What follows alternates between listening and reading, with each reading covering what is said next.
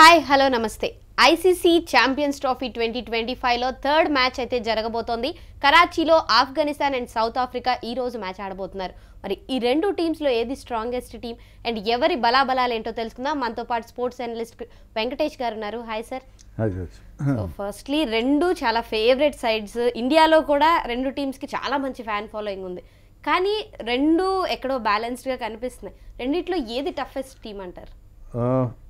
నన్ను అడిగితే south Africa is a more balanced team అని అనుకుంటాను నేను.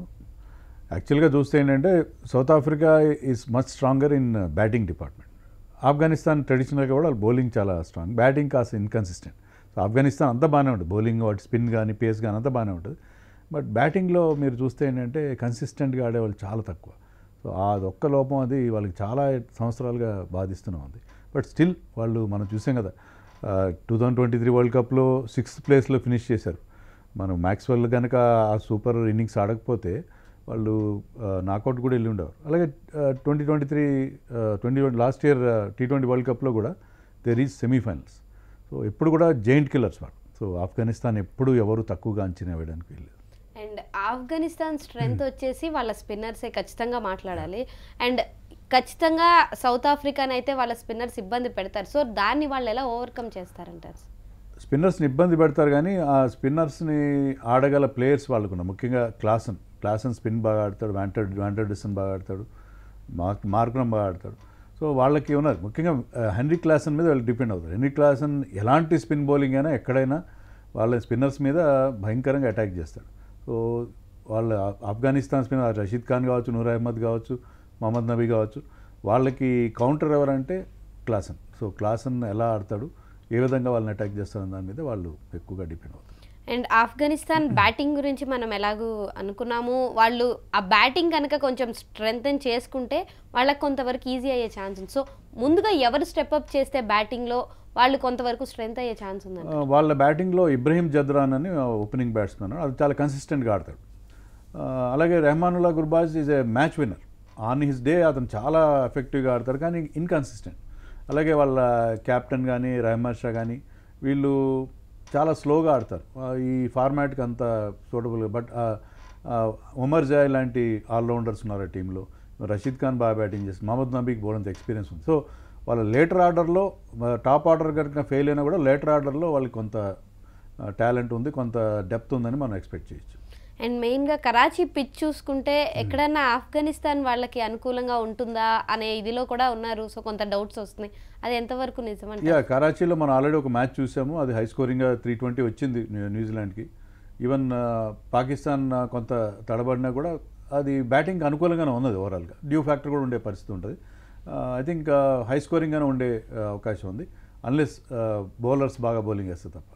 అండ్ పాకిస్తాన్ న్యూజిలాండ్ మ్యాచ్లో పాకిస్తానే టాస్ గెలిచినా సరే సరైన డెసిషన్ తీసుకోలేకపోయారు, అది వాళ్ళకే తిప్పికొట్టింది. సో ఈరోజు డెసిషన్ ఎలా చేంజ్ అయ్యే ఛాన్స్ ఉందంటారు? టాస్ విషయంలో ఏది క్రూషియల్ అయ్యే ఛాన్స్ ఉందండి? అంటే టాస్ మీకు డ్యూ ఫ్యాక్టర్ మీద వాళ్ళ అభిప్రాయం బట్టి ఉంటుంది. డ్యూ ఫ్యాక్టర్ ఉంటుంది ఈ టైంలో, ఎక్కడైనా మీకు ఆడినా డ్యూ ఫ్యాక్టర్ ఉంటుంది. డ్యూ ఫ్యాక్టర్ లేదు అనుకుంటే టాస్ గెలిచి ముందుగా బ్యాటింగ్ చేయడం బెటర్. ఎందుకంటే ఆల్రెడీ ఒక మ్యాచ్లో చూసాం న్యూజిలాండ్ ఫస్ట్ బ్యాటింగ్ చేయడం వాళ్ళకి అనుకూలించింది. But having said that due factor ఉంటే కనుక మీరు ఫస్ట్ బౌలింగ్ తీసుకోవడం అనేది కరెక్ట్గా ఉంటుంది. అండ్ ఆఫ్ఘనిస్తాన్కి ఏ బౌలర్స్, సౌత్ ఆఫ్రికాలో ఏ బౌలర్స్ డేంజర్ అయ్యే ఛాన్స్ ఉంది? వాళ్ళకి బాగా ఏ బౌలర్స్ థ్రెట్ అంటారు మీరు? Main Rabada. Of course Rabada ఏ ఫార్మాట్లో అయినా, ఆల్ ఫార్మాట్ బౌలర్ అతను, ఏ ఫార్మాట్లో అయినా అతనికి ఆ స్పీడ్ ఉంది, ఆ ఎక్స్పీరియన్స్ ఉంది, ఆ అక్యురసీ ఉంది. So Rabada is the leader of the pack without any doubt. But Ngidi లాంటి బౌలర్స్తో వెళ్తారా, ఇంకెవరన్నా కొత్త బౌలర్ని తీసుకొస్తారా? స్పిన్నర్స్ వాళ్ళకి కేశవ్ మహారాజ్, తబ్రేజ్ షంసీ ఉన్నారు. వాళ్ళంత ఎఫెక్టివ్ కాదేమో అని నాకు అనిపిస్తుంది. వాళ్ళంత ఎఫెక్టివ్గా కనుక బౌలింగ్ వేస్తే, ఎందుకంటే స్పిన్నర్స్ ఎప్పుడైనా ఏషియన్ కండిషన్స్లో పాకిస్తాన్ కావచ్చు, దుబాయ్ కావచ్చు, ఎక్కడైనా సరే స్పిన్నర్స్ చాలా కీ రోల్ ప్లే చేస్తారు. కానీ వాళ్ళకి ఆ స్పిన్నర్స్ అంత ఎఫెక్టివ్గా, అంత హై క్యాలిబర్ స్పిన్నర్స్ లేరేమో అని నాకు అనిపిస్తుంది. And South Africa strongest side అయినప్పటికీ ఆఫ్ఘనిస్తాన్ వాళ్ళు కంబ్యాక్ చేయడంలో చాలా స్ట్రాంగ్. లాస్ట్ 2 yearsలో చాలా మంచి కంబ్యాక్ ఇచ్చారు.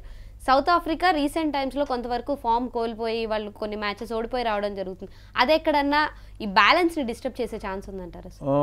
I don't think so. ఎందుకంటే సౌత్ ఆఫ్రికాకి బ్యాటింగ్లో ఉన్న బలం, వాళ్ళందరూ ఏషియన్ కండిషన్లో బాగా ఆడతారు, ఏషియాలో లీగ్స్ ఆడతారు, వాళ్ళ కెప్టెన్ బహుమా తప్పిస్తే మిగతా వాళ్ళందరూ కూడా రెగ్యులర్గా ఆడతారు. సో వాళ్ళకి ఉన్న మార్క్రమ్ కానీ, క్లాసన్ కానీ, ప్రిస్టన్ స్టబ్స్ లాంటి వాళ్ళు, సో వాళ్ళకి బోల్డంత డెప్త్ మనకి బ్యాటింగ్లో కనిపిస్తుంది. మంచి మంచి ఆల్రౌండర్స్ కూడా ఉన్నారు ఆ టీంలో, అభియాన్ మెల్డర్ లాంటి ఆల్రౌండర్స్ ఉన్నారు. సో నేను అనుకోవడం వాళ్ళ బ్యాటింగ్ స్ట్రెంత్తో వాళ్ళు ఏ ఇబ్బందులు ఉన్నా దాన్ని ఓవర్కమ్ చేస్తారని అనుకుంటున్నాను నేను. బౌలింగ్లో కూడా వాళ్ళకి ఉన్నారు, బౌలింగ్ కూడా ఎన్గిడి లాంటి ఎక్స్పీరియన్స్ బౌలర్స్ ఉన్నారు. But they will be missing అన్రిక్ Nokia లాంటి బౌలర్స్ని, తర్వాత చాలామంది నాన్రే బర్గర్ లాంటి బౌలర్స్, వీళ్ళందరూ కూడా కొడ్జియా ఇంజరీస్ వల్ల మిస్ అవుతున్నారు. సో వాళ్ళ బౌలింగ్లో ముఖ్యంగా పేస్ బౌలింగ్లో ఆశించినంత స్ట్రెంత్ లేదేమో అని అనిపిస్తుంది. But south Africa is a stronger time. I feel that south Africa ఇప్పుడు ఇక్కడే ఈ మ్యాచ్లోనే కాదు, సెమీస్కి వెళ్ళడంలో కూడా సౌత్ ఆఫ్రికాకి బెటర్ ఛాన్సెస్ ఉన్నాయి ఈసారి నేను ఎక్స్పెక్ట్ చేస్తాను. ఇంకా ఇటీవల కాలంలో అక్రాస్ ఫార్మాట్స్ వాళ్ళు అన్ని ఫార్మాట్స్లో కూడా బాగా పర్ఫామ్ చేస్తున్నారు గతంలో కంటే. అండ్ పాకిస్తాన్ న్యూజిలాండ్ మ్యాచ్లో చూసినప్పుడు ఒకసారి స్పిన్నర్స్కి అనుకూలంగా అనిపిస్తుంది, ఒకసారి ఫాస్ట్ బౌలర్స్కి అనుకూలంగా అనిపిస్తుంది, సిచ్యువేషన్స్ మారిపోతూ వస్తున్నాయి. సో ఈరోజు అంటే ఎప్పుడు ఎలా ఉంటుంది, బిఫోర్ డ్యూ రాకముందు ఎలాంటి సిచ్యువేషన్స్ ఉంటాయి, బాల్ టర్న్ అవుతుందా లేదా, ఇలాంటి చాలా డౌట్స్ ఉన్నాయి. మీరు ఆ రోజు మ్యాచ్కి ఈరోజు ఎలాంటి చేంజెస్ చేసుకొని వస్తే బాగుంటుంది అని అంటారు? ఓవరాల్గా కాస్త హై స్కోరింగ్గానే ఉంటుంది అని అనుకుంటున్నాను. ఇప్పుడు మీరు దుబాయ్లో తీసుకోండి, దుబాయ్లో మీకు 300 రావడం చాలా కష్టం, స్లో వికెట్స్ ఉంటాయి. బట్ పాకిస్తాన్లో ఇన్ జనరల్ మీకు కరాచీ కావచ్చు, రావల్పిండి కావచ్చు, లాహోర్ కావచ్చు, పిచెస్ మీకు యూజువల్గా బ్యాటర్స్కి అనుకూలించే పిచెస్ ఉంటాయి. సో బ్యాటింగ్ ఫ్రెండ్లీ కండిషన్స్ ఉంటాయని ఎక్స్పెక్ట్ చేయొచ్చు. స్పిన్నర్స్ ఎంతో కొంత హెల్ప్ ఉంటుంది, పేస్ బౌలర్స్కి అంత హెల్ప్ ఉండదు, స్పిన్నర్స్ కొంత హెల్ప్ ఖచ్చితంగా. డ్రై వికెట్స్ ఉంటాయి కాబట్టి, ఎక్కువగా గ్రాస్ ఉండదు కాబట్టి స్పిన్నర్స్ కొంత హెల్ప్ ఉండే అవకాశం. అండ్ ఆఫ్ఘనిస్తాన్ విషయానికి వస్తే వాళ్ళు ఫస్ట్ కనుక బ్యాటింగ్ చేసేస్తే తర్వాత వాళ్ళ స్పిన్నర్స్ వాళ్ళ స్ట్రెంగ్త్ కాబట్టి వాళ్ళు కొంతవరకు కంబ్యాక్ చేయడానికి వాళ్ళకి అవకాశం ఉంటుందంటారా? ఉంటుంది, అంటే ఫస్ట్ బ్యాటింగ్ చేస్తే బాగానే ఉంటుంది, కానీ డ్యూ వస్తే స్పిన్నర్స్ ఎక్కువ ఇబ్బంది పడతారు. డ్యూ వస్తే ఏంటంటే ఆ బాల్ తడిసిపోయి వెట్ బాల్ని మీరు గ్రిప్ చేయడానికి చాలా ఇబ్బంది అవుతుంది. ఎలా అయితే మీరు వెట్ సోప్ని ఎలాగ చేతిని జారిపోతుందో బాల్ కూడా అలా జారిపోతుంది. అలాంటి బాల్తో స్పిన్నర్స్ బాగా గ్రిప్ చేయగలిగితేనే బాల్ టర్న్ చేయగలుగుతారు. సో గ్రిప్ చేయలేని పరిస్థితి వస్తే చాలా ఇబ్బందికరమైన సిచ్యుయేషన్ ఎదురవుతుంది.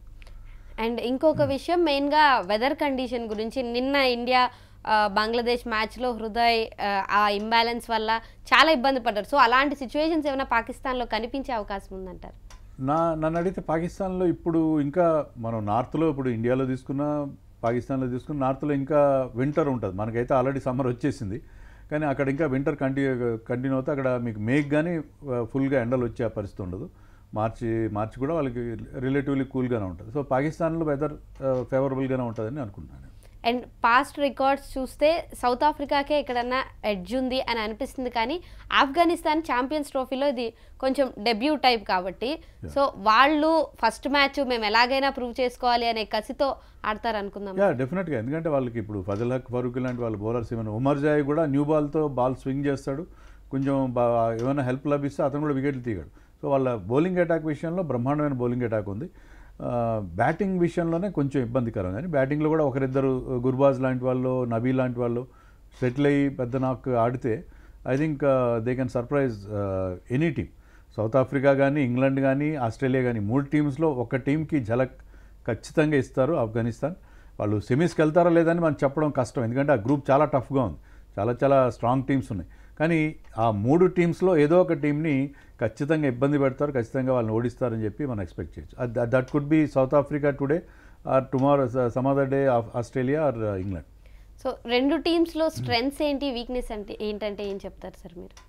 సౌత్ ఆఫ్రికా మనం అనుకున్నట్టుగానే వాళ్ళ బ్యాటింగ్ చాలా స్ట్రాంగ్గా ఉంది. బహుమా ఈ ఫార్మాట్లో చాలా బాగా ఆడతాడు. T20స్లో అతను అంత గొప్ప బ్యాట్స్మెన్ కాదు, టెస్ట్లో కూడా ఓకే, కానీ ఈ ఫార్మాట్లో అతను చాలా బాగా ఆడతాడు. బహుమా కానీ, మార్క్రమ్ కానీ, వాండర్ డసన్, స్టబ్స్, ఇంకా క్లాసన్ గురించి చెప్పేది ఉంది. Klaasen is the match winner.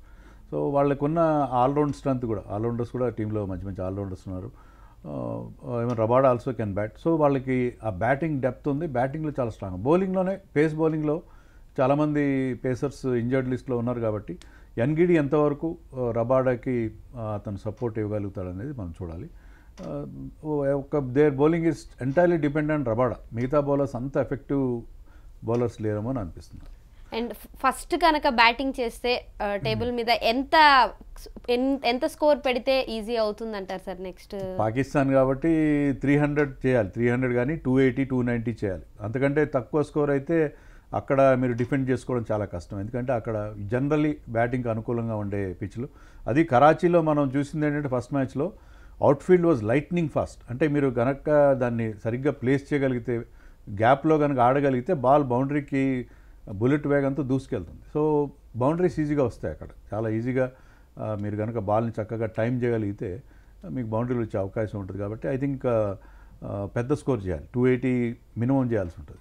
And ఈ మ్యాచ్లో అంటే ఈ రెండు టీమ్స్ ఈ మ్యాచ్లో గెలిచిన తర్వాత వీళ్ళకి నెక్స్ట్ అంటే ఇంకా ఛాన్సెస్ ఎంతవరకు ఉంటాయంటారు నెక్స్ట్ మ్యాచెస్లో?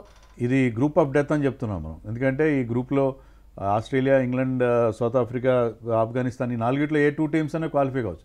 మన గ్రూప్లో ఏంటంటే ఇండియా ఉన్న గ్రూప్లో బంగ్లాదేశ్ మనం చూసాం కదా, బంగ్లాదేశ్ అంత స్ట్రాంగ్ కాదు, మిగతా 3 టీమ్స్ స్ట్రాంగ్గా ఉన్నాడు. అక్కడ పోటీ ఆ 3 టీమ్స్ మధ్య కన్ఫైన్ అయింది. ఇక్కడ ఆల్ 4 టీమ్స్ కెన్ క్వాలిఫై. దాంట్లో ఆఫ్ఘనిస్తాన్ లాంటి ఒక జైంట్ కిల్లర్ ఉన్నాడు కాబట్టి ఏ టీంనైనా వాళ్ళు ఇబ్బంది పెట్టగలిగే అవకాశం ఉంది. Thank you so much sir. ఖచ్చితంగా ఈ మ్యాచ్ అయితే టఫెస్ట్ రైవల్రీయే, ఇంట్రెస్టింగ్గా ఉంటుంది. ఎవరు గెలిచినా మనం అయితే ఖచ్చితంగా ఎంటర్టైన్ అవుతాం. So thank you so much sir. ఇది ICC champions trophy 2025 special analysis. Stay tune to V6 news.